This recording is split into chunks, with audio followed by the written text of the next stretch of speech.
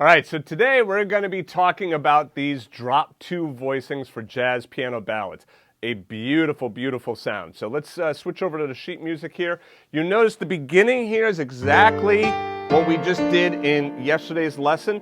But now in yesterday's lesson, we were doing these chords over the C7 flat 9. So really the only thing that's changing here in today's lesson is this part right here. Okay, so it's just these Drop-2 voicings. All right, so yesterday we were doing this. Okay, sorry.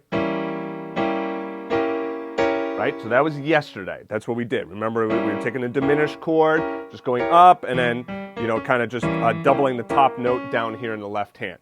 Now what we're going to do is we're going to do a Drop-2 voicing. So we're going to take that same voicing in the right hand, but we are going to drop the second note down from the top. All right, so what's the top note? There's your top note. What's the second note from the top? This one. And when we say drop, all it means is we're just going to take it and move it down an octave. So we're going to take it from here and put it down there an octave. Now listen to the sound that you get. And as I move up and do this over each of those chords, mwah, it's a gorgeous sound. Right? You've heard this sound before in jazz piano. That's how you make it. So you take a chord, take the second note from the top, bring it down an octave. So when I do this one, well, what's the second note from the top? The E. Drop it down there an octave. When I go to that one, what's the second note from the top? The G. Drop it down there. Okay. Second note from the top, the B flat. And of course, all this is written out in the sheet music for you, so you can just grab it there. And then when I go to the F6 chord right here, or the F major 7th chord, I actually just played it as an F major 7th chord because I like that sound. All right. So what did I do? I just take off the second note and bring it down here. If I wanted to play it as F6, by the way, all I do is just move that there. So there's F6, dropping the second, it would be that. So I have.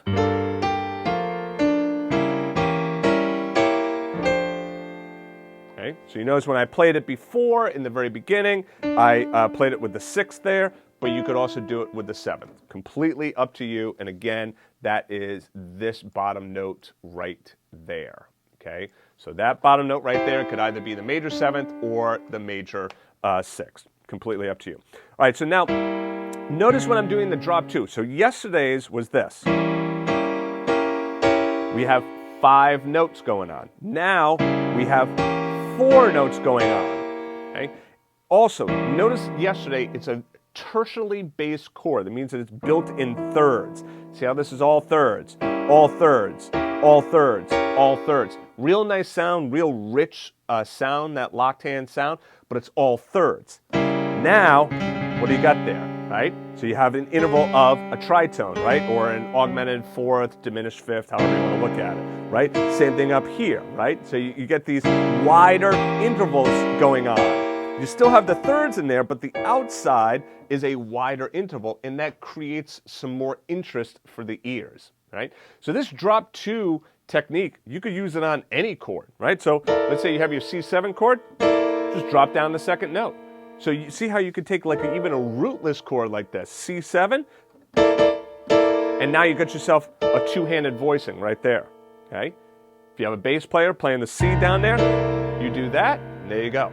So you can utilize these Drop-2 voicings in many different circumstances. Right now, just focus on just trying to get it right here in this one section. Don't worry about, all the other applications of it. Just get that sound down. There's a lot of benefit to just getting this stuff underneath your fingertips, right, and getting the sound in your ears. And then as you learn more theory down the road, then it all starts to make a little bit more sense and you can utilize it in other places. All right, so one more time, let's go through this.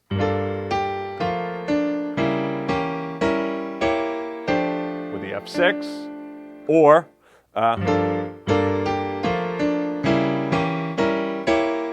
with the F major 7th.